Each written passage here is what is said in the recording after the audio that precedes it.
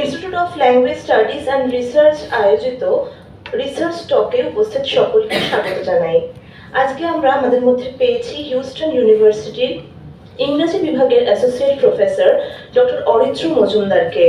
আমি আইএলএসআর কলকাতার অধিকর্তা ডক্টর স্বাতী গুহকে আনুষ্ঠানিকভাবে ডক্টর মজুমদারকে অভিবাদন জানানোর জন্য অনুরোধ জানাচ্ছি।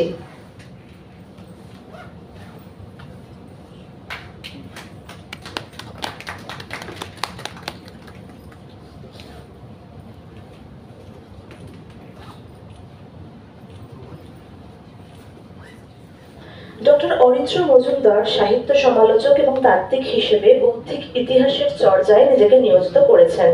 2020 সালে তার প্রথম প্রকাশিত বই insurgent imaginations world literature and the periphery Cambridge university press থেকে প্রকাশিত হয়েছে। ডক্টর মজুমদার বাংলা, ইংরাজি এবং একাধিক ভাষায় লেখা নাটক, চলচ্চিত্র এবং সাংস্কৃতিক তত্ত্বপাঠের নিরিখে ভারত, চীন, লাতিন আমেরিকা, সোভিয়েত ইউনিয়ন, মার্কিন যুক্তরাষ্ট্রের প্রান্তিক আন্তর্জাতিকতাবাদের ইতিহাস লিপিবদ্ধ করেছেন। বর্তমানে তিনি মানবিক ভাবনার বিকাশ তত্ত্ব নিয়ে the global south in literature and theory এবং cultures of the cold war in south Asia নামে দুটি বই লিখছেন। Critical Asian Studies, Comparative Literature Studies, Interventions, Journal of Multicultural Discourses, Journal of Postcolonial Writing, Meditations, Research in African Literature, South Asian Review ইত্যাদি বিখ্যাত পত্রিকায় একাধিক প্রবন্ধ সংকলন তথা বিশ্বকোষে তার লেখা প্রকাশিত হয়েছে। উত্তর এবং দক্ষিণ আমেরিকা, ইউরোপ এবং দক্ষিণ এশিয়ার বিভিন্ন সভায় তিনি বক্তৃতা দিয়েছেন। বর্তমানে modern language associations, South Asian and South Asian Diasporic Language, Literature and Culture ফোরামের কার্যনির্বাহী সমিতি এবং মেডিটেশনস পত্রিকার উপদেষ্টা মণ্ডলীর অংশ হিসেবে তিনি কাজ করছেন। তার গবেষণা তথা আলোচনা ক্ষেত্র সাহিত্য এবং সমালোচনা তত্ত্ব, বৌদ্ধিক ইতিহাস চর্চা, ঊনবিংশ এবং বিংশ শতাব্দীর বিশ্ব সাহিত্য, উপনিবেশায়ন, জাতিভেদ এবং বর্ণাশ্রম প্রথা, দক্ষিণ এশিয়ার দেশীয় ভাষা বিশেষত Bangla, Hindi, Urdu, Latin American Spanish, Portuguese, বিশ্ব চলচ্চিত্র ইত্যাদি বিষয়ে সুবিস্তৃত। আজকে ডক্টর মজুমদারের আলোচ্য বিষয়ের শিরোনাম উপনিবেশ প্রসঙ্গে in the context of colonialism. Doctor Majumdar, আপনি। আচ্ছা, শোনা যাচ্ছে তো? আর যদি না শোনা যায় একটুখানি বলবেন, তাহলে আমি মানে আরেকবার বলবো আর কি নতুন করে। ধন্যবাদ জানাই সকলকে এখানে আসবার জন্য। মানে আমি এখানে নিজে আসতে পেরে এবং আপনাদের সঙ্গে আজকে দেখা করতে পেরে অত্যন্ত আনন্দিত বোধ করছি। ধন্যবাদ জানাই ডক্টর স্বাতী গুহকে এবং অবশ্যই ডক্টর অনন্ত পুরকায়স্থকে মানে আমাকে আমন্ত্রণ জানাবার জন্য। তো আজকে বিষয়ে যেটা শিরোনাম যেটা বেছেছি সেটা হচ্ছে যে মানে উপনিবেশ প্রসঙ্গে, এবং বাঁচবার পরে আমি নিজেই একটু দ্বন্দ্বে পড়ে গেলাম যে হ্যাঁ, যে বিষয়টা খুব অ্যাবস্ট্রাক্ট হয়ে যাচ্ছে, বিমূর্ত বিষয়, যে এটা নিয়ে কি বলা যেতে পারে। তো উপনিবেশ এই অর্থে, হ্যাঁ, যে উপনিবেশের উপরে মানে ফোকাসটা এই অর্থে যে মানে আমরা অনেক সময় ভাবি যে উপনিবেশবাদ একটা পুরনো একটা হয়ে গেছে, যে ওটাতে আর নতুন করে কিছু ওটা নিয়ে মাথা ঘামানোর ব্যাপার নেই। এখন সমস্ত দেশ স্বাধীন হয়ে গেছে, এখন মোটামুটি পৃথিবীতে কলোনির হয়তো হাতে গোনা কয়েকটা উদাহরণ বাদ দিলে আর সেভাবে অস্তিত্ব নেই এবং তাৎপর্যও নেই। আবার একই সাথে মানে এইটা একটা মতাদর্শ। আবার উল্টো দিকে এইটাও ঘটনা যে যদি আপনারা এই 2023 সালেরই মানে ঘটনাবলী একবার নজর করে দেখেন, গাজাতে যা চলছে বা ইউক্রেনে যা চলছে, এটার সঙ্গে কিন্তু আজকের মানে একবিংশ শতাব্দীর উপনিবেশবাদ এবং সাম্রাজ্যবাদের একটা সরাসরি সম্পর্ক রয়েছে। আমি বিস্তারিত সেই আলোচনায় যাব না, কিন্তু মানে এটা উল্লেখ করলাম এই অর্থে যে উপনিবেশবাদ এবং সাম্রাজ্যবাদ এটা যে অতীত, এই ধারণা কিন্তু অনেকটাই মানে আমাদেরকে যদি নতুন করে ভাবতে এটা সাহায্য করছে এই গাজার ঘটনা এবং ইউক্রেনের ঘটনা। এবং বিশ্বের পরাশক্তি অর্থাৎ সুপার পাওয়ার, তাদের মধ্যে যে ঘাত প্রতিঘাত এবং সেই ঘাত প্রতিঘাতের ফলে সাধারণ মানুষের যে দুঃখ, দুর্দশা, যন্ত্রণা, প্রতিরোধ, সেটা নতুন করে আবার পৃথিবীর মানুষকে ভাবতে বাধ্য করেছে। মানে আমি ব্যক্তিগত অভিজ্ঞতা থেকে বলতে পারি যে ধরুন আমি আমেরিকাতে থাকি এবং আমেরিকাতে মানে শিক্ষকতা করি, যে গাজার ঘটনার ফলে এবং গাজাতে যে ধরনের অত্যাচার চলছে ইসরায়েলি সেনার, এবং তার পিছনে মার্কিন যুক্তরাষ্ট্রের যে পরোক্ষ এবং পরোক্ষ শুধু না, সরাসরি সমর্থন, তার ফলে মার্কিন সমাজে, বিশেষ করে ছাত্র সমাজে একটা মানে বিরাট মানে আলোড়ন দেখা দিয়েছে। যে আমরা নিজেরা ক্লাসে অনেক সময় পড়াতে গিয়ে দেখি যে হয়তো আলোচনা করছি একটা অন্য কোনো বিষয়ের, পুরনো কোনো বিষয়ের, যে আফ্রিকাতে ইউরোপিয়ান কলোনিয়ালিজম বা ভারতে ব্রিটিশ কলোনিয়ালিজম, এরকম জাতীয় কোনো আলোচনাতে অনেক সময় ছাত্ররাই, আন্ডার গ্রাজুয়েট ছাত্র, তারাই হাত তুলে বলছে যে কিন্তু এটার সঙ্গে তো গাজাতে যাওয়া হচ্ছে, তার তফাৎটা কোথায়?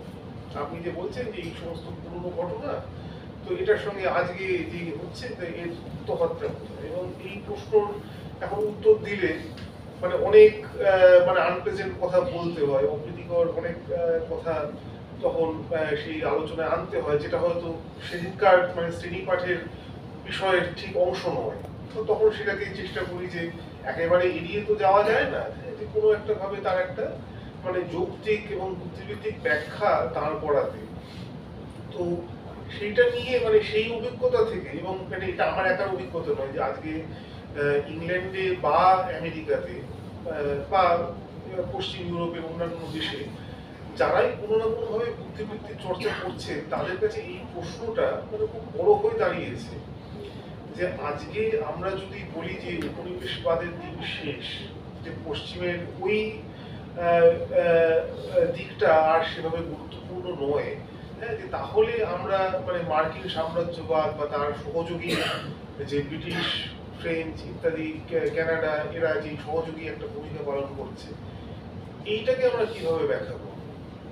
কারণ ওই সমাজগুলো তো এখন তথাকথিত মাল্টিকালচারাল সমাজ, ধরুন আমার মতো লোকজন রয়েছে, মধ্যপ্রাচ্য থেকে লোকজন রয়েছে, আফ্রিকা থেকে, সারা পৃথিবী থেকে মানে অনেকে জীবিকার খোঁজে বা অন্যান্য কারণে যাচ্ছে, হ্যাঁ, পড়াশুনো করতে, উচ্চশিক্ষার জন্য অনেকে যাচ্ছে।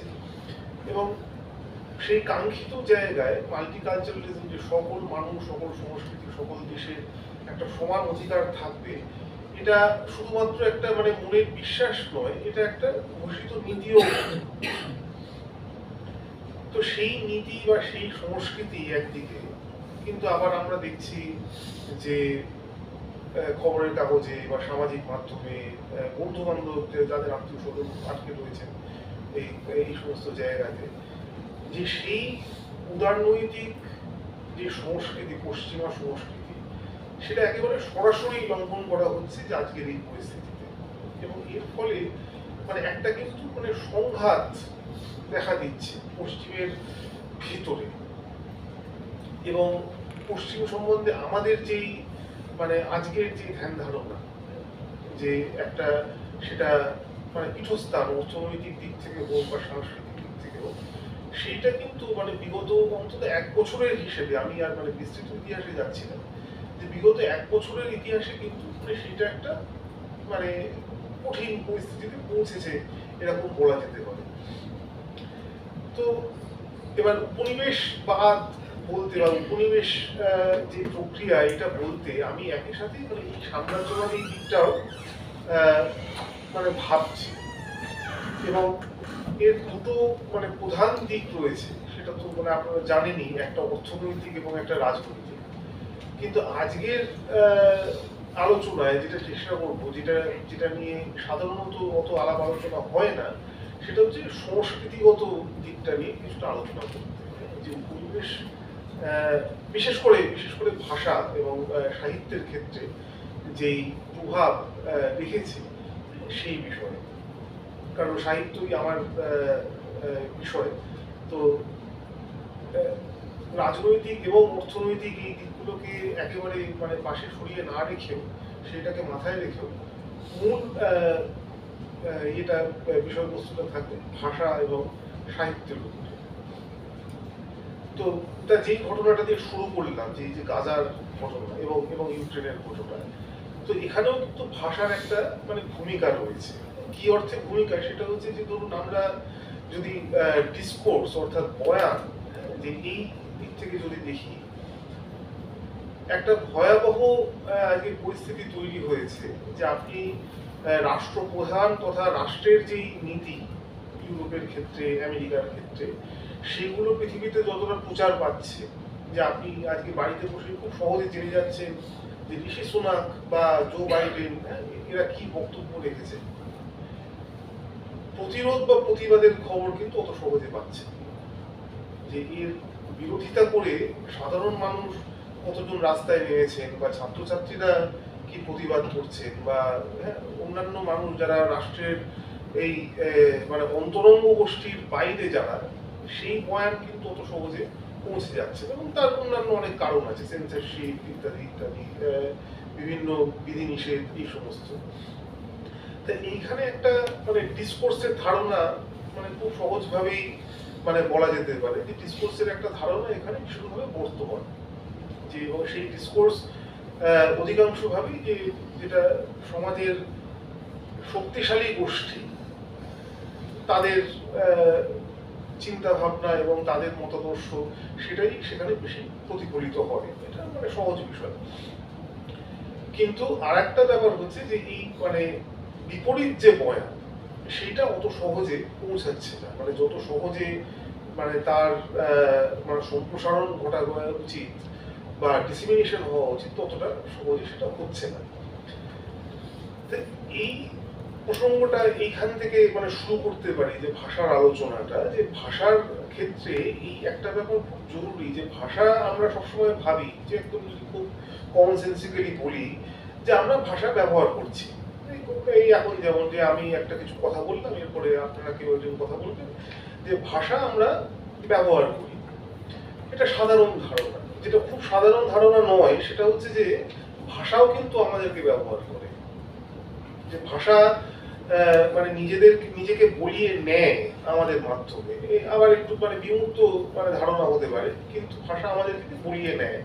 এবং অনেক ক্ষেত্রে এই যে বয়ান অথবা ডিসকোর্সের ধারণাটা কিছুটা এইরকম, মানে আমি সহজ করে বলছি, মানে জটিলতায় যাচ্ছি না, যে যেইটা সমাজের ধরুন মানে আধিপত্যবাদী বা যেটা ডমিনেন্ট যেই চিন্তা, সেই চিন্তার প্রতিফলন ভাষার মাধ্যমে হয়। এবং সেই প্রতিফলন অনেকটা ক্ষেত্রে যে আমাদের নিজস্ব যে বয়ান, যেটা আমি ভাবছি যে এটা আমার ব্যক্তিগত মত, এবং যে মত প্রকাশের স্বাধীনতার জন্য আমি মানে লড়াই করছি, যে অনেক ক্ষেত্রেই এটা আমার ব্যক্তির মত নয়, এটা হয়তো একটা সমষ্টির মত, যেটা আমি ব্যক্তির বলে ভাবছি, এবং সেটাকে আমি প্রকাশও করে ফেলছি ভাষার মাধ্যমে।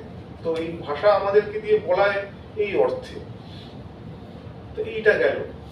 এবার একটা মানে পশ্চিমে, অন্তত আমাদের ওখানে আমেরিকাতে একটা বিষয়ে কাজ খুব জোরদার হচ্ছে, সেটা হচ্ছে যে এই যে উপনিবেশের সঙ্গে সাহিত্যের কি সম্পর্ক। মানে পোস্ট কলোনিয়াল ইত্যাদি উত্তর উপনিবেশ যে কাজগুলো ছিল, তার পরবর্তী যুগের কাজ আমি বলছি, যে বিগত হয়তো 20 বছর যে বিশ্ব সাহিত্য যে নির্মাণ, সেইটার সঙ্গে উপনিবেশের কি কি সম্পর্ক। তো সেটা একটুখানি ছোট করে বলিনি, তারপরে মানে আমার সেই বিষয়ে কি মত সেটা বলবো আর কি।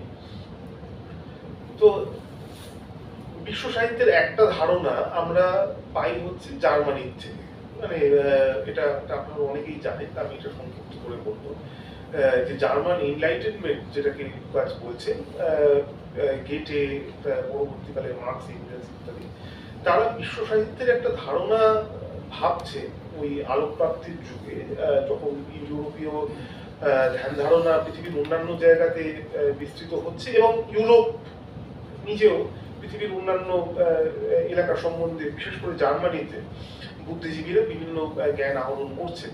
তো সেই সময়ে বিশ্ব সাহিত্যের একটা ধারণা তৈরি হচ্ছে যে মানে মতের একটা অবাধ আদান প্রদান, এটা গেটে উল্লেখ করছেন। এবং তার থেকেও বেশি মার্কস এবং এঙ্গেলস এটাকে বলছেন যে যত দিন যাবে তত এই যে বিভিন্ন মানে ন্যাশনাল ব্যারিয়ার, মানে জাতিগত যে বিভেদগুলো, এইগুলো মিটে যাবে এবং সারা পৃথিবীর মানুষ সবাই পরস্পরকে বুঝতে পারবে, তাদের একটা ভাবের আদান প্রদান ঘটবে এবং এটা হচ্ছে বিশ্ব সাহিত্যের, তো জাতীয় সাহিত্য বলে আর কিছু থাকবে না, বিশ্ব সাহিত্য হবে। হ্যাঁ, এটা অনেকটাই মানে আদর্শবাদী একটা ধারণা এবং মুখ্যের বিষয় হচ্ছে যে সেরকম কিছু ঘটেনি। হ্যাঁ, যে আমরা এখন বিশ্ব সাহিত্য যখন পড়ি আমরা সেটাকে বিভিন্ন জাতির সাহিত্য বা বিভিন্ন দেশের সাহিত্য হিসেবেই পড়ি। তো এইটা বিশ্ব সাহিত্যের একটা একটা ধারণা। পরবর্তীকালে রবীন্দ্রনাথ, এটা আপনারা অনেকে জানেন, বিশ্ব সাহিত্য বলে একটা নাম করা বক্তৃতা দিচ্ছেন, যেখানে মূলত তিনি মানে আজকে আমরা যেটাকে তুলনামূলক সাহিত্য বলি, সেই তুলনামূলক সাহিত্যেরই একটা মানে ধারণা, কিছুটা দর্শন এবং কিছুটা সমাজ বিজ্ঞান এইগুলো মিশিয়ে উনি একটা বিশ্ব সাহিত্যের ধারণা দিচ্ছেন। এবার সাম্প্রতিক যেটা মানে পণ্ডিতরা যেটা কাজ করছে, তাদের একটা বক্তব্য হচ্ছে যে তুলনামূলক সাহিত্য তথা বিশ্ব সাহিত্য, এই দুটো মানে বর্গ, বুদ্ধিবৃত্তিক চর্চার যে দুটো বর্গ, এই ক্ষেত্রে একটা গুরুত্বপূর্ণ ভূমিকা পালন করছে হচ্ছে উপনিবেশ এবং উপনিবেশের বিভিন্ন প্রতিষ্ঠানগুলো। এবং তার মধ্যে মানে এটা আমাকে একটু আনন্দও দেয় বাঙালি হিসেবে, তার মধ্যে একটা অন্যতম মানে প্রতিষ্ঠান হচ্ছে যে Asiatic Society of Bengal, William জোনসের এতে। এবং সেই এশিয়াটিক সোসাইটির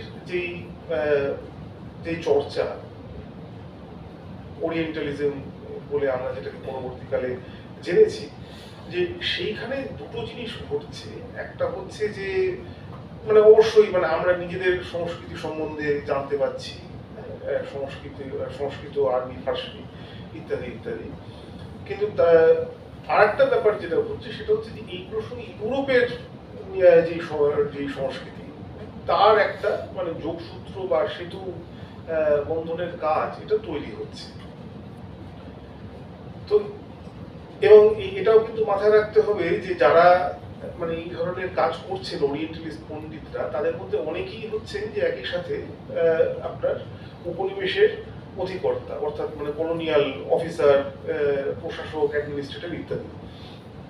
এবং তারা এই জ্ঞান চর্চাকে মানে একই সাথে মানে শাসন যে কাজ, তার সঙ্গে মানে জ্ঞান চর্চাকে মানে কোনোভাবে আলাদা করা যাচ্ছে না। অনেক ক্ষেত্রেই দেখা যাচ্ছে যে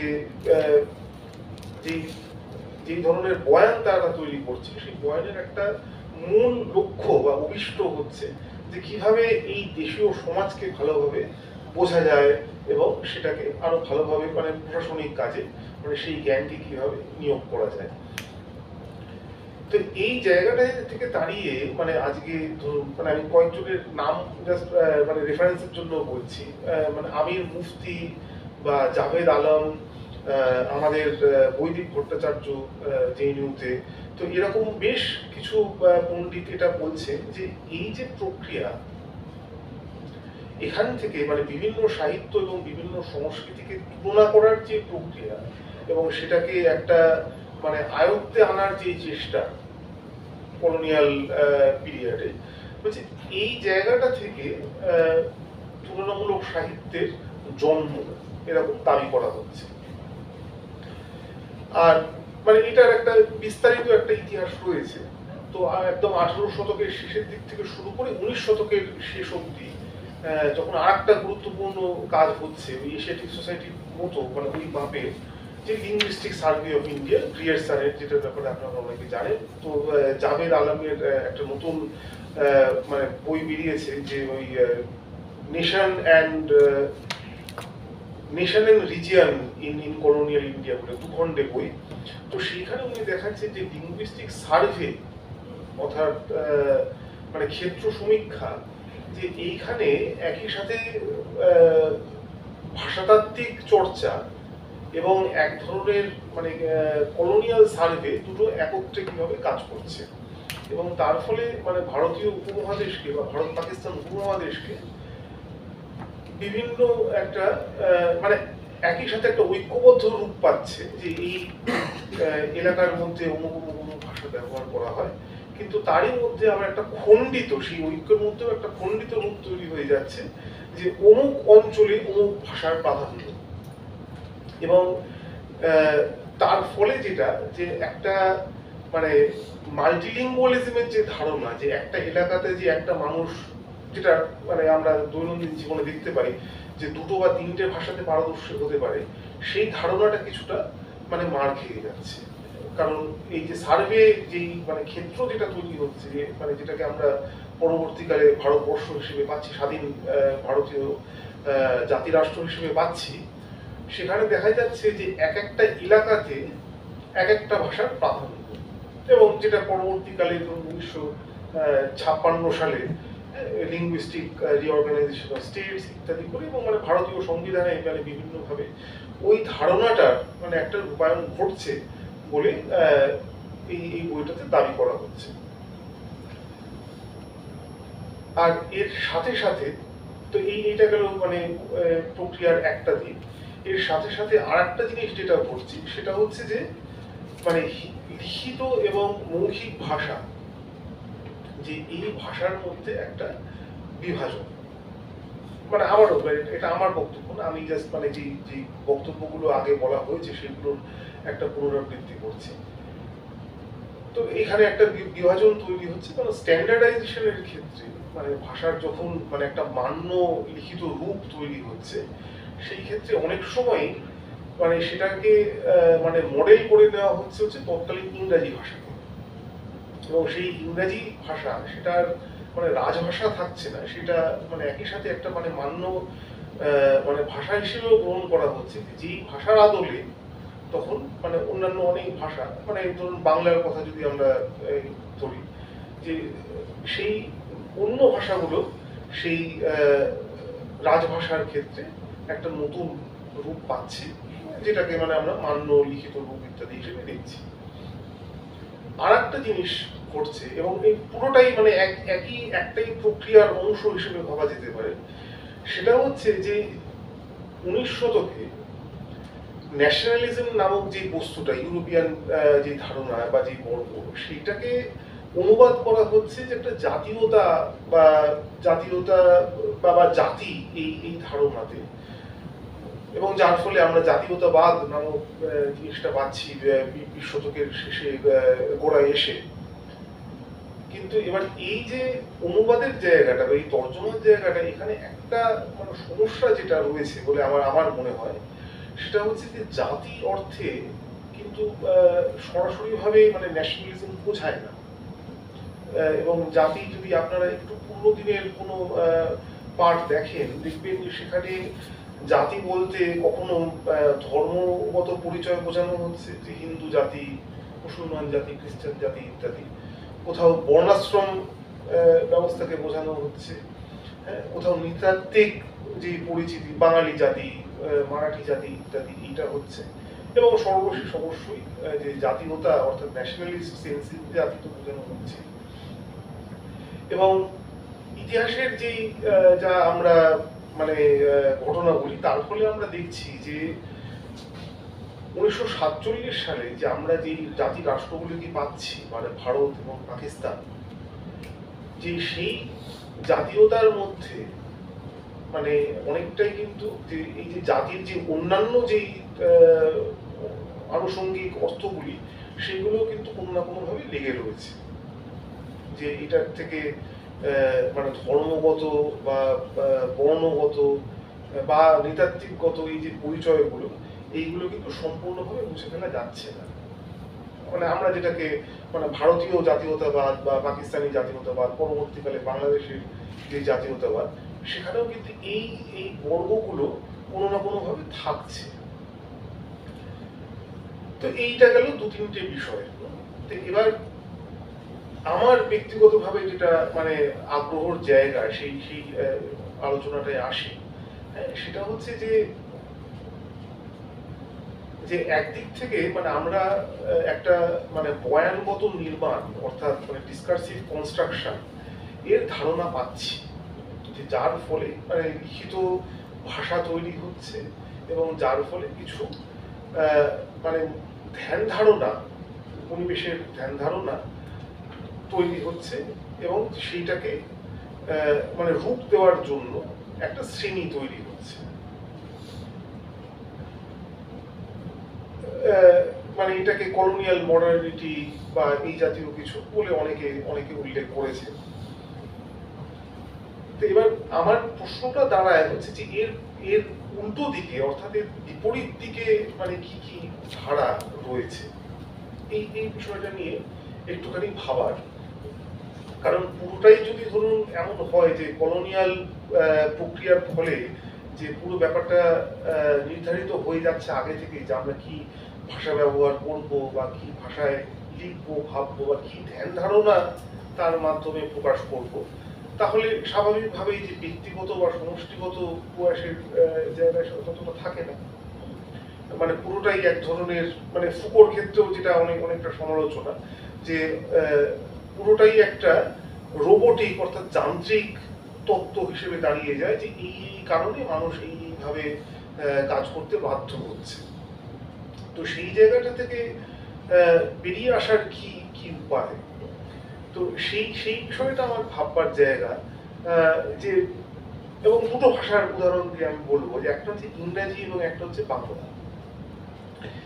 ইংরাজির ক্ষেত্রে একটা আজকে খুব বড় মানে আলোচনা যেটা এতে চলছে মানে ইংরেজি ভাষী যে দেশগুলো চলছে সেটা হচ্ছে যে ডিকলোনাইজেশন বা বিউপনিবেশীকরণের একটা প্রক্রিয়া ইংরেজি ভাষার ক্ষেত্রে এবং সেই ইতিহাসের ক্ষেত্রে তার সাহিত্যের ক্ষেত্রে যে সেটাকে কিভাবে প্রয়োগ করা যায়।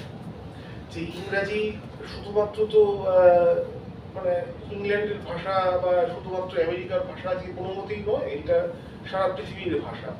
এবং ইংরাজি এমন একটা ভাষা যেখানে নেটিভ স্পিকারের চাইতে যারা এটাকে দ্বিতীয় ভাষা হিসেবে ব্যবহার করে অর্থাৎ মানে আমাদের মতো অনেকেই, যে তাদের সংখ্যাটা অনেক বেশি। ইংলিশ নেটিভ স্পিকারের কিন্তু মানে সংখ্যা মানে সেই অর্থে নয়, মানে সংখ্যা অনেক কম, কিন্তু যারা এটাকে দ্বিতীয় ভাষা বা তৃতীয় ভাষা হিসেবে ব্যবহার করে বা ভাবেন যে তারা ব্যবহার করছে কোনো মতে ব্যবহার করে, মানে সেই মানুষগুলির সংখ্যা অনেক বেশি।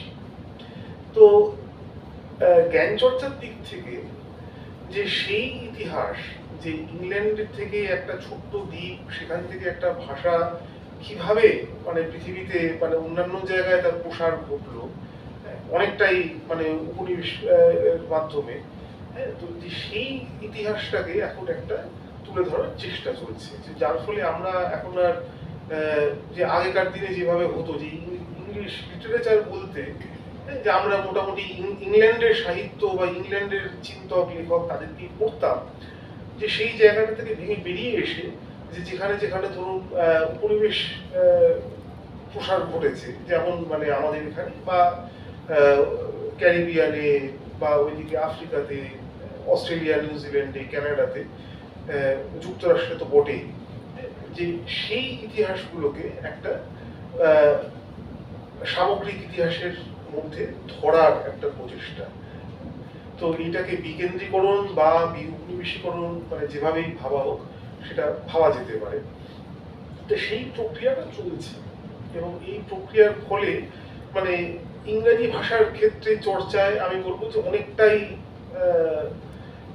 মানে অগ্রগতি কি নয় সেটা আমি জানি না, মানে সেটা বিতর্কিত বিষয়, কিন্তু একটা পরিবর্তন এসছে যে আজকে আর ভাষার চর্চা যে ওই প্রথাগত ওই চর্চাটা কিন্তু সেভাবে হয় না। আর বাংলার ক্ষেত্রে মানে যেটা আমার ব্যক্তিগত অভিমত এবং এটা নিয়ে মানে আমি আজকে এই কারণেই মানে বলতে চাইছিলাম যে এটা আপনাদের মতামত আমি জানবার জন্য মানে বিশেষভাবে আগ্রহী, যে আমার মনে হয় যে বাংলার ক্ষেত্রে এই ধরনের কাজ করবার একটা সুযোগ রয়েছে। কারণ বাংলা ভাষা একই সাথে মানে এটা ইংরেজিতেই হয়তো বলতে হবে যে এটা একটা ডুয়াল প্রসেসের ভিতরে বাংলা ভাষার নির্মাণ। হ্যাঁ, একটা হচ্ছে যে বাংলা ইংরেজির ছায়ায় গড়ে উঠছে মানে 19 শতকে, সুতরাং সেই দিক থেকে সেটা একটা মানে কলোনাইজড ল্যাঙ্গুয়েজ, কিন্তু আবার একই সাথে যে এই যে মান্য বাংলার যে রূপ তার ফলে আবার সেটা এক ধরনের কলোনাইজেশন করছে অন্যান্য অনেক ভাষাগোষ্ঠী তার উপরে।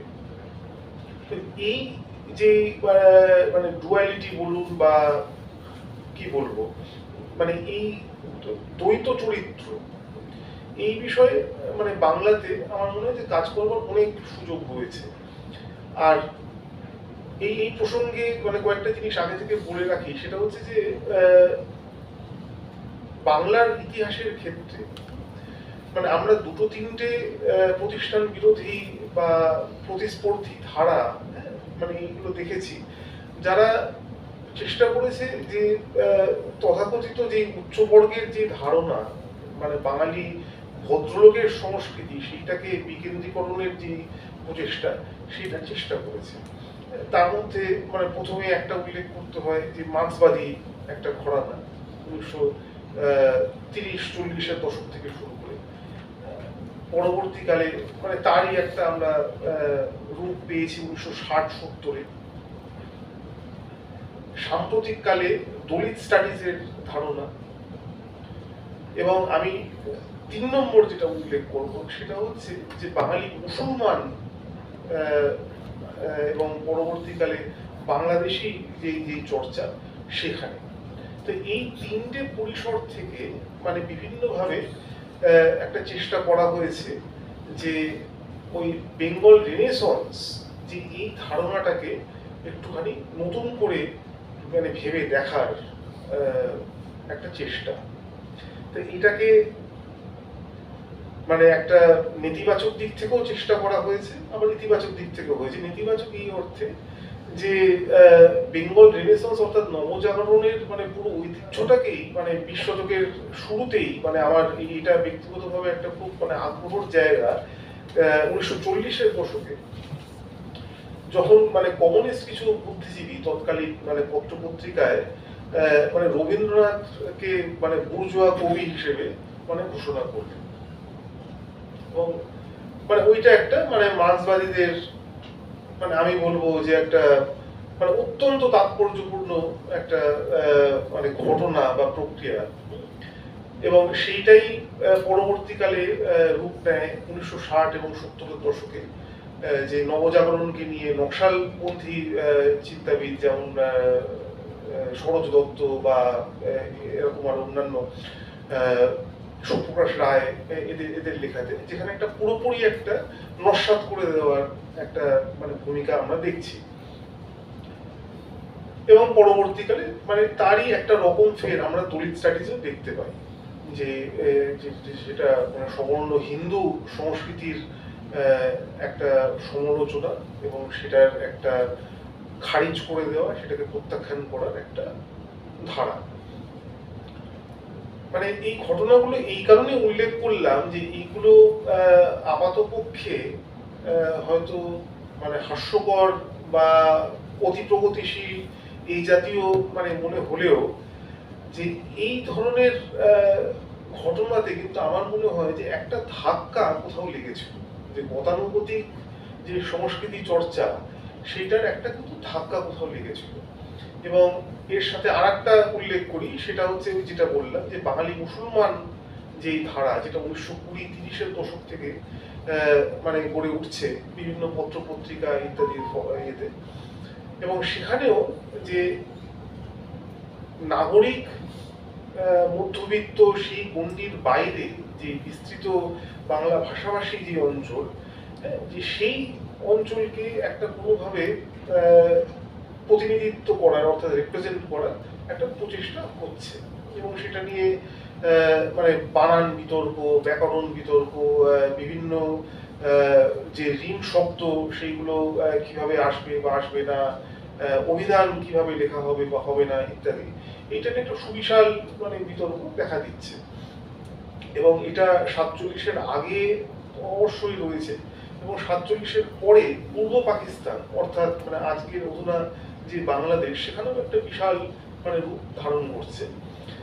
আমাদের একটা খুব দুর্ভাগ্যের বিষয়, যেটা আমি মানে ব্যক্তিগতভাবে মনে করি, কিন্তু এটা সাম্প্রতিক এটা দীপেশ চক্রবর্তী খুব সুন্দর করে বলেছেন, যে এবং এই প্রসঙ্গে দেশভাগের প্রসঙ্গে যে 47 পরবর্তী একটা বিভাজন যেটা দেখা দিয়েছে, সেটা হচ্ছে যে বাঙালির মানে ইতিহাস চর্চা, ইতিহাস নয় কিন্তু ইতিহাস চর্চা দুভাগে বিভক্ত হয়ে গেছে, যে একটা বাঙালি হিন্দুর ইতিহাস চর্চা, একটা বাঙালি মুসলমানের ইতিহাস চর্চা। এবং উনি বলছেন যে এটার অনেক রাজনৈতিক কারণ রয়েছে, সামাজিক কারণ রয়েছে ইত্যাদি, কিন্তু এর ফলে একটা ক্ষতি যেটা মানে অনস্বীকার্য, সেটা হচ্ছে যে মানে বুদ্ধিবৃত্তির ক্ষেত্রে, বিদ্যায়তনিক ক্ষেত্রে, অর্থাৎ মানে একাডেমিক ক্ষেত্রে এইটা একটা ক্ষতি।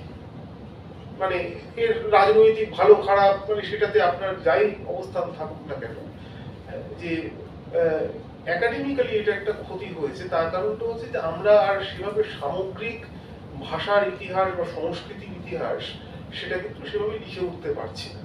যেমন মানে, এবং এটা আমি ব্যক্তিগত অভিজ্ঞতাতেও দেখেছি যে ধরুন মানে আজকে পশ্চিমবাংলায় যে আহমেদ শরীফের কাজ কতটুকু আলোচিত হয়, বা সিরাজুল ইসলাম চৌধুরী, আনিসুজ্জামান এদের কাজ কতটুকু আলোচিত হয়, আবার ওইদিকে মানে বাংলাদেশেও মানে পরিস্থিতিটা অনেকটাই অনুরূপ, যে 1947-এর আগের হিন্দু চিন্তাবিদদের সম্বন্ধে ওখানে বিস্তারিত মানে গবেষণা হওয়া সত্ত্বেও 47 পরবর্তী কিন্তু মানে তুলনামূলকভাবে সীমিত, এবং সেটা বিভিন্ন মানে ভিন্ন জাতি হওয়ার ফলে, ভিন্ন রাষ্ট্র হওয়ার ফলে ইত্যাদি মানে একটা হচ্ছে। তো ওই যে চ্যালেঞ্জটা মানে বাঙালি মুসলমানের যে চ্যালেঞ্জ ভদ্রলোকী সংস্কৃতির প্রতি, সেইটা মানে একটা ধাক্কা দেওয়ার পরেও যে যেহেতু আলাদা মানে রাষ্ট্র তৈরি হচ্ছে তার ফলে আমাদের পশ্চিমবাংলার ক্ষেত্রে অতটা মানে রেখাপাত পড়েনি, কিন্তু মানে ওখানে কিন্তু মানে কাজের অনেক জায়গা রয়েছে বলে আমার মনে হয়। আর বাকি রইল হচ্ছে যে যে দুটো উল্লেখ করলাম, যে মার্ক্সবাদ এবং দলিত স্টাডিজ। সাবঅল্টার্ন স্টাডিজ এর একটা প্রচেষ্টা ছিল, কিন্তু সেটা ভাষা নিয়ে খুব একটা সাবঅল্টার্নিস্টরা বলেনি। মানে কম বেশি তারা ভাষার জায়গাটা বা সাহিত্যর জায়গাটা তো প্রায় বলেনি বলতে গেলে, মানে খুব হাতে গোনা কিছু কাজ বাদ দিলে। তো সেইটাকে আমি আলোচনায় আনছি না, কিন্তু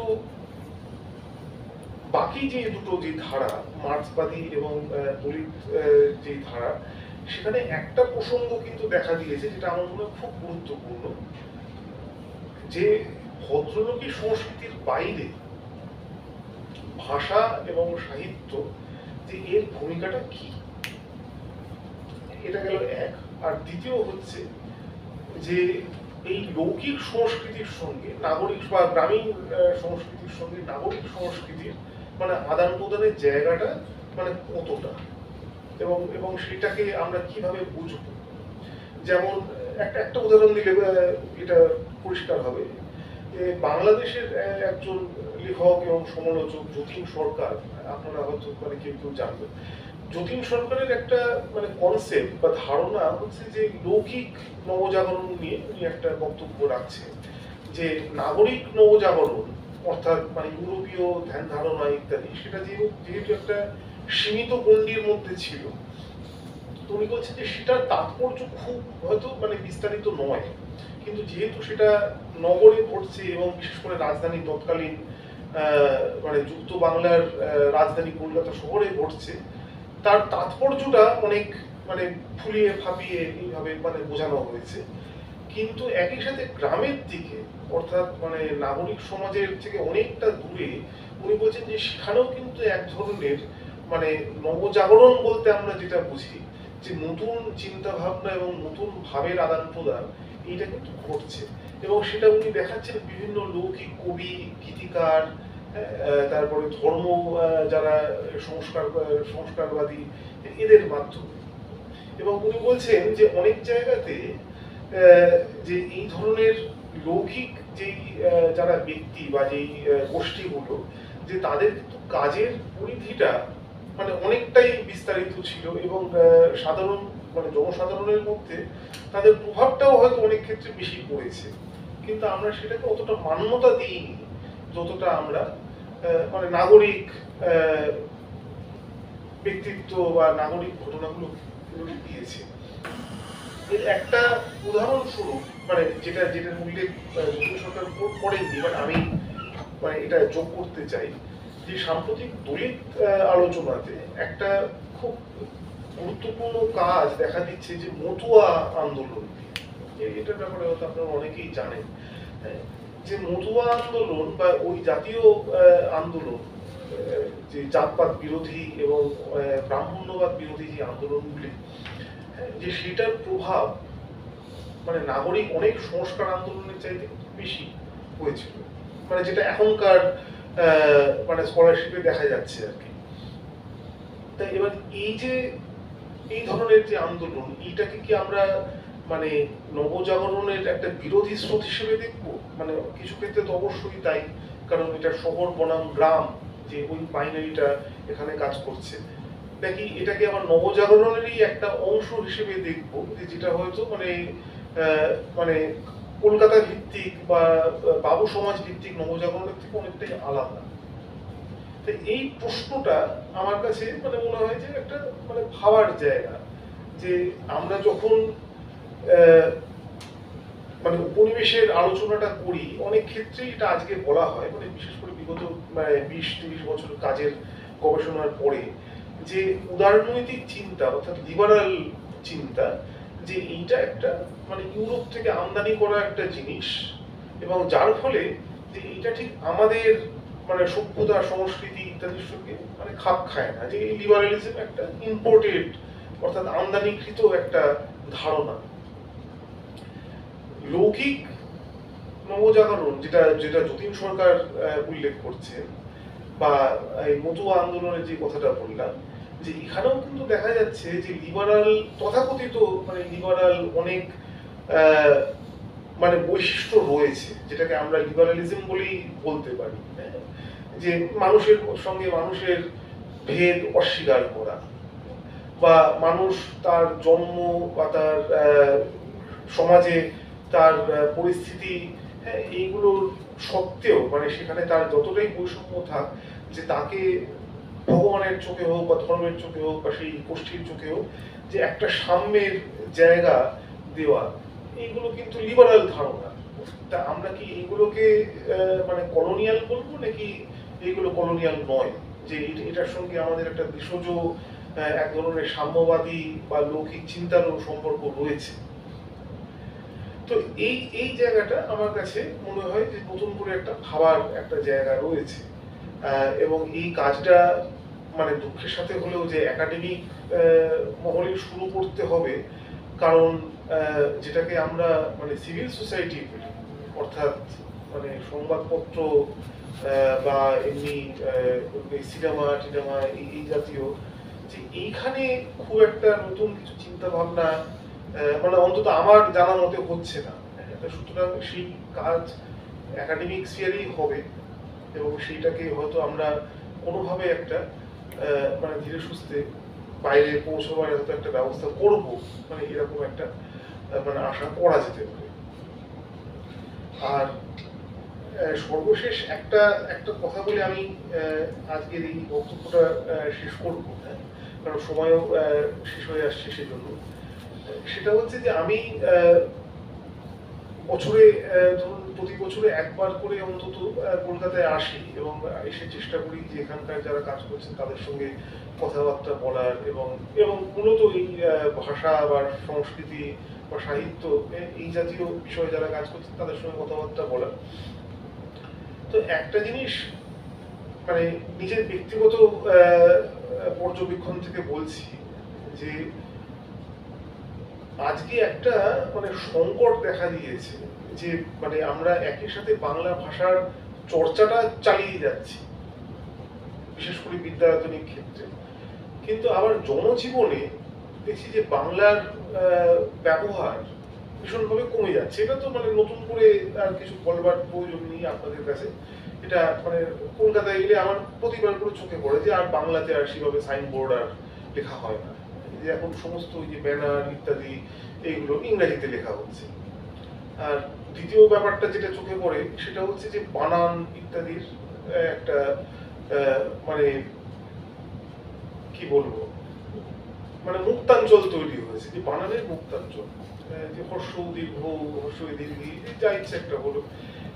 এবার একদিকে মানে তথাকথিত শিক্ষিত বা ডিগ্রিধারী বাঙালি হিসেবে এটা দেখলে খুব বিরক্ত লাগে যে এই এই বানানটা তো ঠিক হয়নি, এই এটা তো উচিত হয়নি করা।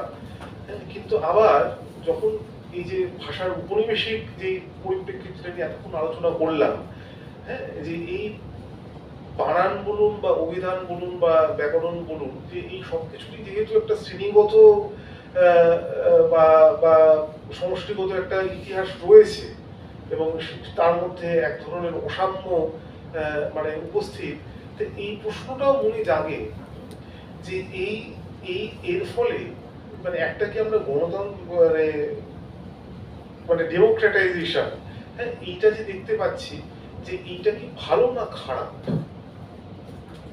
বা এই যে রোমান হরফে বাংলা লেখা, মানে টেক্সট মেসেজে আমরা সঙ্গে করি যে রোমান হরফে বাংলা লিখে দিলাম, এবং সেটাতেও কিন্তু বানানের কোনো মানে মান্য রূপ নেই। মানে আমি আসলে কথাটা 4 রকম ভাবে লিখতে পারি, কিছু কিছু কিন্তু অশ্রাব্য হয়ে যায় রোমান হরফে। তা এইটাতে এক ধরনের কিন্তু মানে বিকেন্দ্রীকরণ রয়েছে। তা এবার আমার মানে প্রশ্নটা মানে যেটা দিয়ে আমি এখানে শেষ করতে চাই সেটা এইটা যে আমরা বিরূপনিবেশীকরণ বা বিকেন্দ্রীকরণের পক্ষে যখন সওয়াল করি, তা কোথায় মানে সীমাটা কোথায় টানবো। আর এই ধরনের যেই মানে প্রক্রিয়া আমরা মানে বিশ্ববিদ্যালয় বা রিসার্চ ইনস্টিটিউট এর বাইরে যেই রাস্তাঘাটে যেই মানে প্রক্রিয়া চোখে পড়ছে ইংরেজির ক্ষেত্রে বা বাংলার ক্ষেত্রে, যে তথাকথিত ভুল ব্যবহার, মানে এটা তো মানে পীড়া দেয় যে আরে এটা তো কোনো গ্রামারের কোনো ঠিক নেই, বানানের কোনো ঠিক নেই, হ্যাঁ, যে কিন্তু এটা একই সাথে যে এটা কি এক ধরনের মানে ডেমোক্রেটাইজেশনও হচ্ছে, মানে গণতান্ত্রিকরণও হচ্ছে। মানে আমি এই বিষয়টা সত্যি কথা নিজে মানে এর সমাধান খুঁজে পাইনি। তাই এই জন্য এটা আপনাদের কাছে একটা মানে প্রশ্ন হিসেবেই আমি লিখে আজকের বক্তব্য শেষ করতে চাই। ধন্যবাদ। আর এরপরে যদি কারোর কোনো মন্তব্য থাকে। অনেক ধন্যবাদ ডক্টর মজুমদারকে। কারোর কোনো প্রশ্ন থাকলে তারা করতে পারেন।